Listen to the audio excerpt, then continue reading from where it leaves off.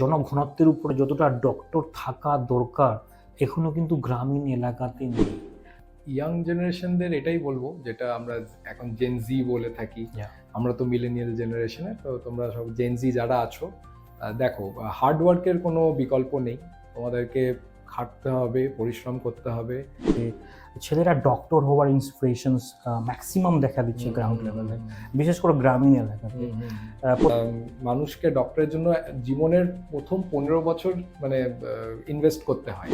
যদি বলি আমাদের দেশকে ডেভেলপমেন্টের সব থেকে বড় চাবিকাঠি আমাদের জিডিপির কত পার্সেন্ট আমরা হেলথ সেক্টরে খরচ করছি। তো যেটা আমাদের জিডিপিতে বা এই যে 2% যেটা রয়েছে, স্বাভাবিক আমাদের জিডিপির মিনিমাম 5 to 6% যদি ইনক্রিজ করাতে পারি, তবে আমাদের গ্রামীণ হেলথ সেক্টরটা পুরোপুরিভাবে চেঞ্জ করা যেতে পারে।